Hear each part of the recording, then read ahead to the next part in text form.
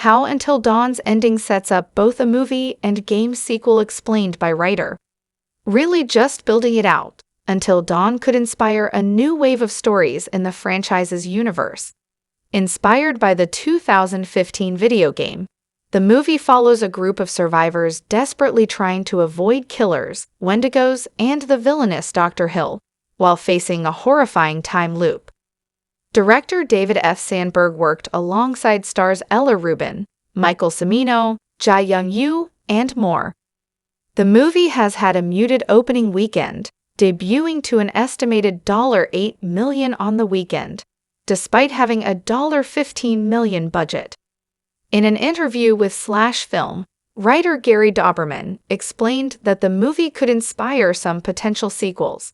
Ideally, Dauberman hopes to see a new game, movie, TV show, or other medium following up on the story presented in this film.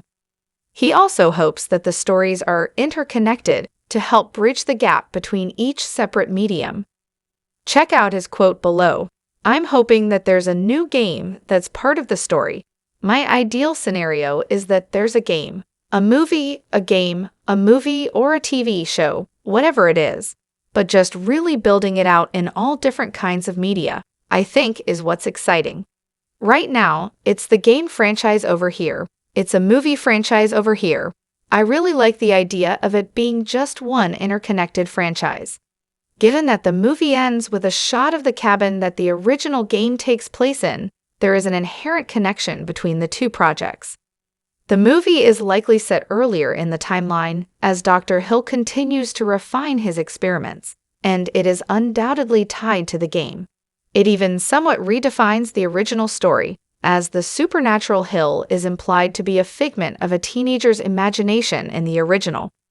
By reinterpreting Hill's character, Until Dawn helped to make the game even more fascinating and enhanced its already proven replayability. There are still some distinctions between the two mediums that hinder the connections, unfortunately. The game does not feature a death loop, after all, and the gigantic Wendigo is a completely new development in the movie. On the silver screen, there is simply a greater variety of enemies, which is curious for a story that is meant to serve as a prequel. There have been other stories in this universe, including the spin-off Until Dawn, Rush of Blood, and the prequel The Inpatient, but none have ever taken this many liberties before.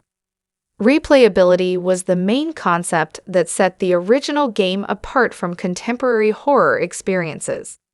Players could take different approaches during each playthrough, and new characters would die, survive, or suffer as a consequence of each seemingly minor decision. By serving as a prequel to the original game, the Until Dawn movie manages to enhance that replayability even more. It could drive people to return to the original story to revisit Dr. Hill's character, reconsider the death loop, and even question the Wendigos. These connections are a brilliant way to honor a now classic game.